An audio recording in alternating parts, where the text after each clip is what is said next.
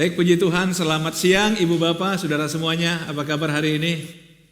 Kita bersyukur pada Tuhan buat hari-hari yang baik yang Tuhan berikan bagi kita. Dan kita sudah ada di hari Minggu terakhir di bulan Februari. 3 hari lagi kita masih di bulan Maret. Saudara-saudara semua, saya kira setuju bahwa tidak mungkin kita bisa melangkah kalau bukan karena Tuhan yang menolong kita untuk melangkah. Amin, saudara. Saya sangat percaya bahwa semua kita ada dalam rencana Tuhan, dalam rancangan Tuhan. Beberapa hal yang mungkin saya ingin ingatkan kita saja. Saudara, di bulan Maret ini kita akan mulai aktifkan kembali komsel kita ya. Saudara bisa lihat tempat-tempat komsel yang tersedia. Dan kalau saudara ada dekat dengan tempat ini, saudara bisa bergabung dalam jam-jam yang sudah ditentukan. Saudara, kita perlu komsel ini tempat di mana jemaat untuk saling mengenal, saling bertumbuh, saling mengasihi. Dan kalau saudara di luar yang ada ini juga pengen buat komsel, tolong hubungi kita. Mungkin komsel kita bisa karena kedekatan tempat tinggal, bisa juga karena kedekatan emosional. Ya, tujuan kita adalah supaya jemaat tetap bisa memberikan pelayanan terbaik bagi jemaat. Supaya gereja bisa memberikan pelayanan terbaik bagi jemaat.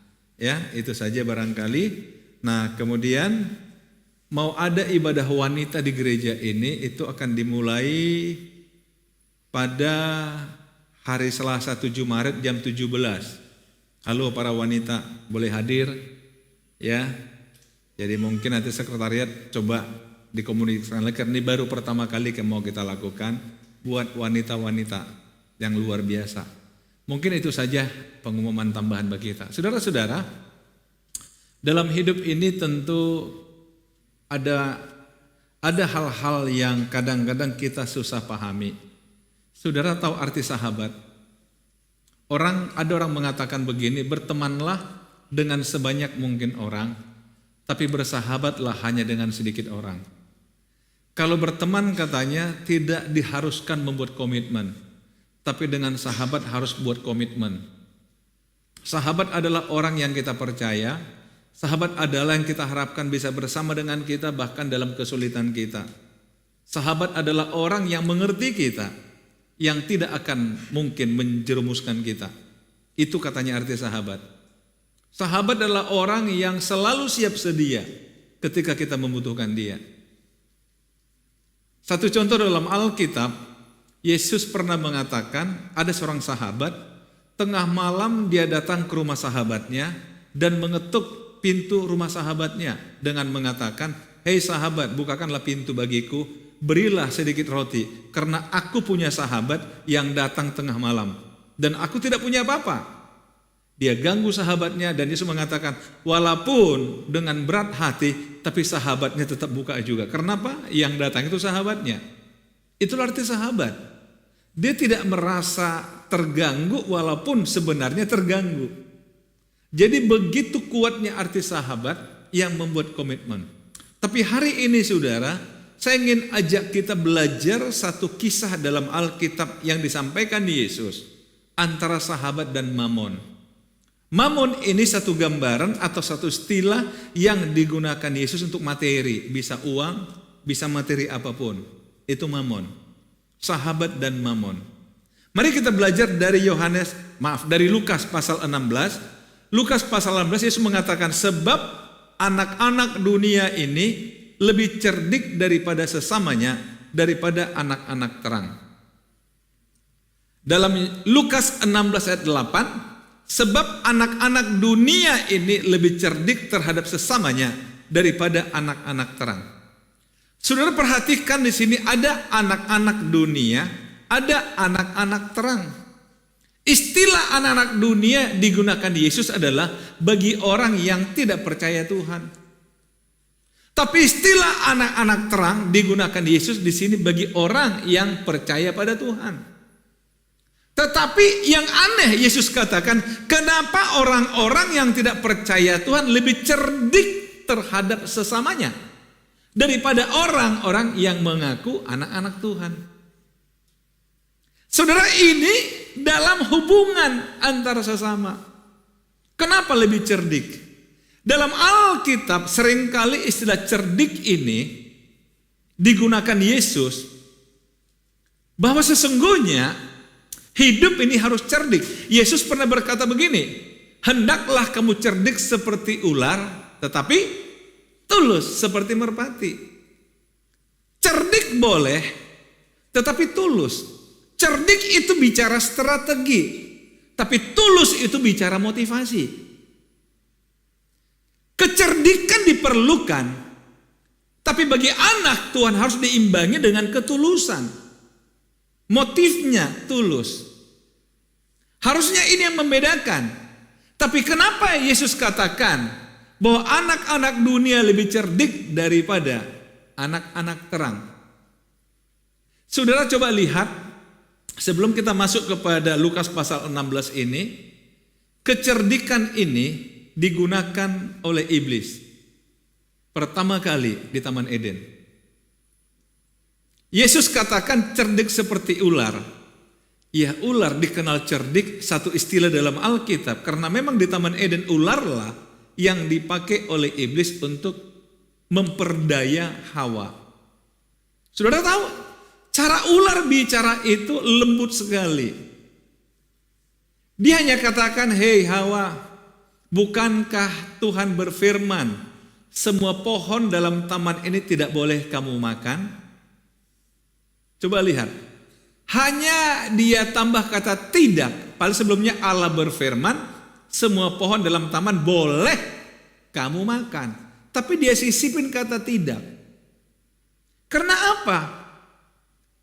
Karena dia ingin memancing Hawa untuk berdialog, untuk berdiskusi. Ini kecerdikannya dia. Dan Hawa mulai katakan, enggak seperti itu. Tuhan katakan semua boleh dimakan kecuali. Semua boleh dimakan kecuali. Tetapi saudara, iblis, ular dengan kecerdikannya sudah mampu mengganggu Hawa, mengganggu pikiran Hawa, membuat Hawa ragu. Singkatnya saudara tahu apa yang terjadi pada Hawa? Dia ikut kata iblis. Dia ikut kata ular. Ini cerdiknya ular. Jadi saudara, kadang-kadang dalam hidup ini ada orang-orang dengan kecerdikannya tanpa kita sadari, kita sudah terbawa kepada keinginannya dia. Karena Yesus mengatakan apa? Hati-hati. Orang dunia ini cerdik. Lebih cerdik daripada anak Tuhan. Nah, satu kisah yang diceritakan Yesus adalah di dalam dalam Lukas pasal 16 mulai ayat 1. Dan Yesus berkata kepada murid-muridnya, ada seorang kaya yang mempunyai seorang bendahara.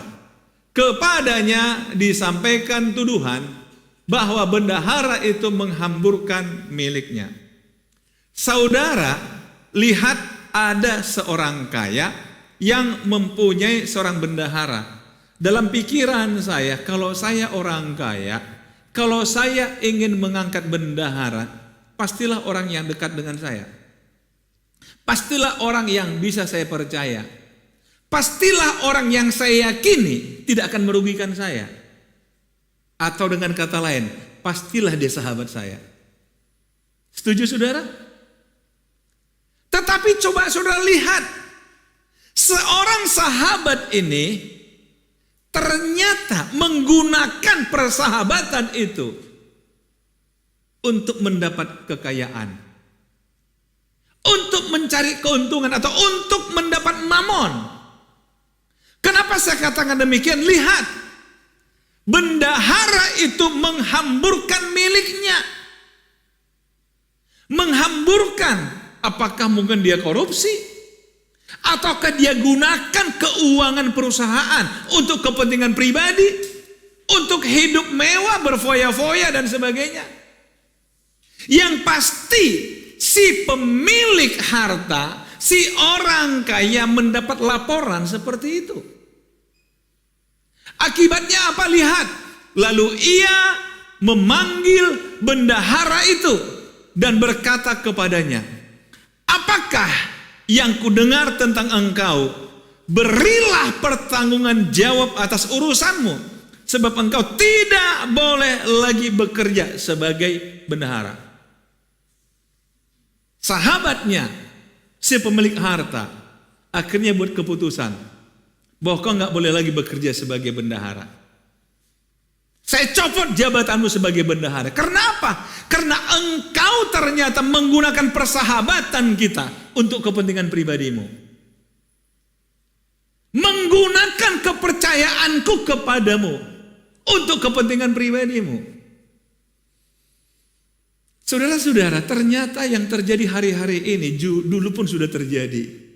Ada orang-orang yang kita percaya justru akhirnya merugikan kita. Orang-orang yang kita harapkan tadinya memberikan keuntungan kepada kita, ikut menjaga bisnis kita, tapi justru dia ingin hancurkan kita dari dalam.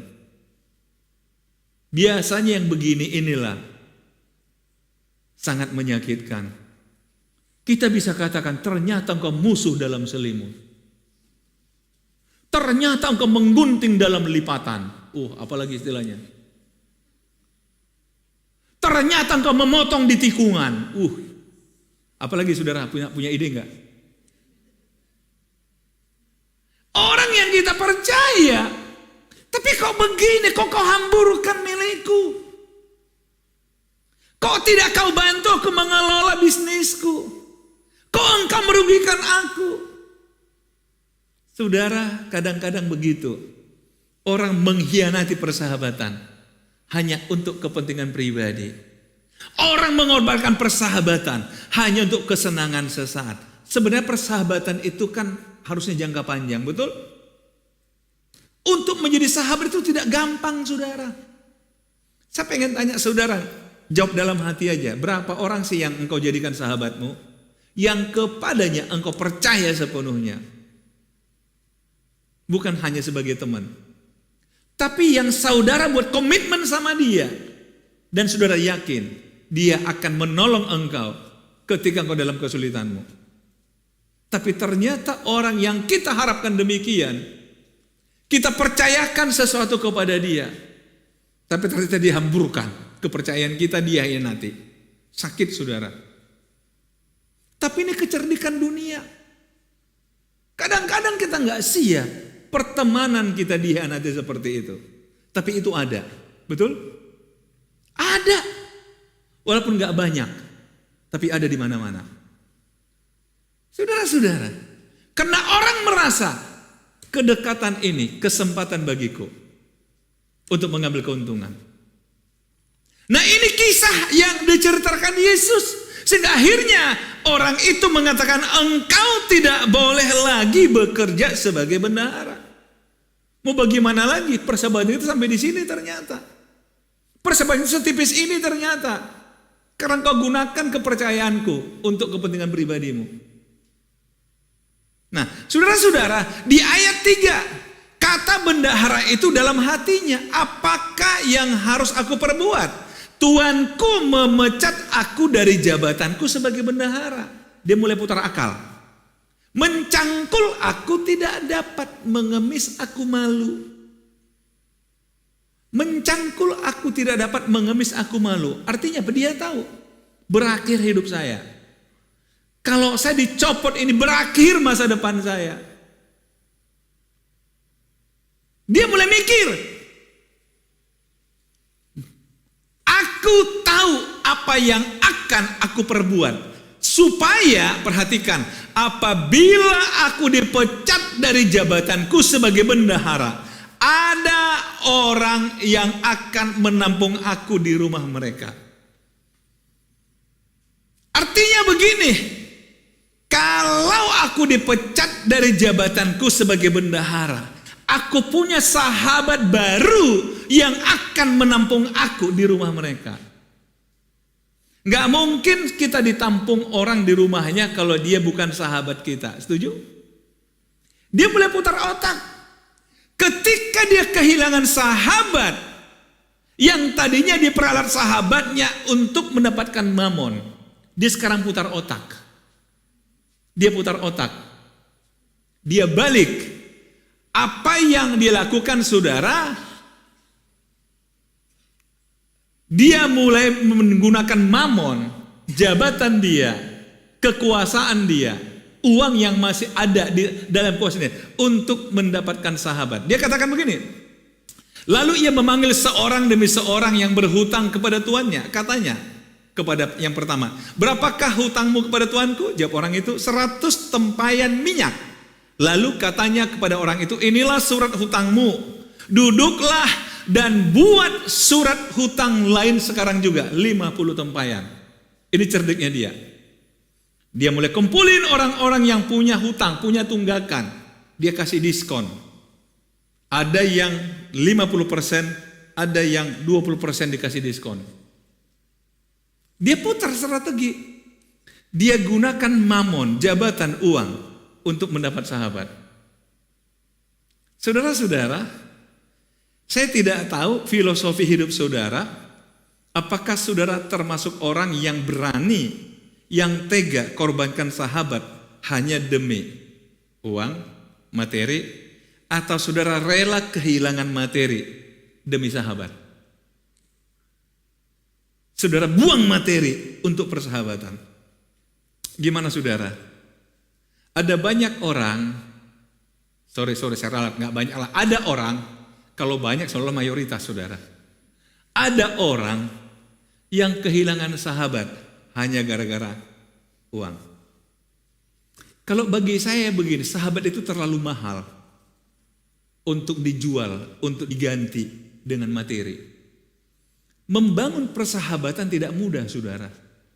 Betul nggak? Untuk menjadi sahabat, kita menjadikan orang sahabat kita itu prosesnya panjang. Karena itu, saudara, kalau dia mengkhianati kita, sakitnya dalam sekali, saudara. Beda dengan hanya sebagai teman. Tapi kalau dia sebagai sahabat, begitu dia mengkhianati kita, itu sakitnya dalam sekali. Tapi itu bisa terjadi. Tapi orang ini sudah dia putar otak. Kalau gitu, sisa jabatanku, sisa waktu, aku akan gunakan untuk menjadi sahabat. Jadi saudara, antara sahabat dan mamon, ada orang yang menjadikan sahabat untuk demi mamon, tapi akhirnya ada orang mengorbankan mamon demi persahabatan. Saudara-saudara, ini yang Yesus cerita pada murid-muridnya. Ini yang cerita pada masa itu. Lihat, jawab orang itu 100 tempayan minyak. Lalu katanya kepada orang itu, inilah surat hutangmu, duduklah dan buatlah surat hutang lain. Sekarang juga 50 tempayan. Kemudian ia berkata kepada yang kedua, dan berapakah hutangmu? Jawab orang itu, 100 pikul gandum. Katanya kepada orang itu, inilah surat hutangmu, buatlah surat hutang lain 80 pikul. Di Alkitab memang hanya disebut 2, tapi kemungkinan ada banyak lagi yang didekati seperti itu. Kenapa? Tujuan dia apa? Tujuan dia apa tadi yang di atas? Supaya kalau dia dipecat, dia punya sahabat baru, dia punya tempat, ada orang yang menampung dia. Ini kecerdikan. Nah, karena itulah Yesus mengatakan begini, menceritakan lanjut cerita. Lalu Tuhan itu memuji bendahara yang tidak jujur itu. Bayangkan Tuhan itu sepemilik harta masih memuji orang ini. Katakan licik banget kamu ya. Karena ia telah bertindak dengan cerdik. Cerdiknya di mana? Dia panggil orang-orang yang punya hutang. Dia kasih diskon mereka untuk mengambil hati mereka. Tuannya katakan, wah ini orang cerdik. Lihat, karena ia telah bertindak dengan cerdik. Sebab anak-anak dunia ini, hanya kata Yesus, lebih cerdik terhadap sesamanya daripada anak terang. Saya merenung banyak, kenapa sih Tuhan katakan anak-anak dunia lebih cerdik daripada anak terang dari kisah ini, saudara. Salah satu, saudara, yang membuat anak Tuhan itu kehilangan kesempatan adalah kita selalu bicara, oh saya harus begini, saya nggak mau begini, nggak mau begitu. Iya, tapi kalau bicara kecerdikan, mengapa saya katakan di awal tadi, cerdik seperti ular tapi tulus, masalah motivasi. Tuhan tidak larang kita jadi orang cerdik, saudara. Tapi bukan licik ya. Licik itu bagi saya negatif. Kalau cerdik itu masih positif. Apalagi saya katakan tulus. Kalau orang ini dia cepat putar akal. Yang tadinya digunakan persahabatan untuk keuntungan pribadi. Sekarang dia balik, saudara. Dia gunakan harta, keuntungan pribadi untuk membangun persahabatan. Saudara, kadang-kadang kita kehilangan sahabat hanya karena terlalu pelit, maaf. Hanya karena gak mau berkorban pada orang lain. Kita kehilangan persahabatan. Tetapi yang Yesus ingin katakan begini. Lihat ayat berikutnya. Dan aku berkata kepadamu, ikatlah persahabatan dengan mempergunakan mamon yang tidak jujur. Yesus katakan apa? Uang itu sifatnya sementara. Uang itu sifatnya sementara dan tidak jujur. Saudara, saya merenung. Kenapa juga Yesus katakan mamon yang tidak jujur? Artinya apa? Tergantung uang itu ada di tangan siapa. Di tangan siapa? Uang gak jahat. Tapi tergantung uang di tangan siapa. Betul? Uang itu hanya alat.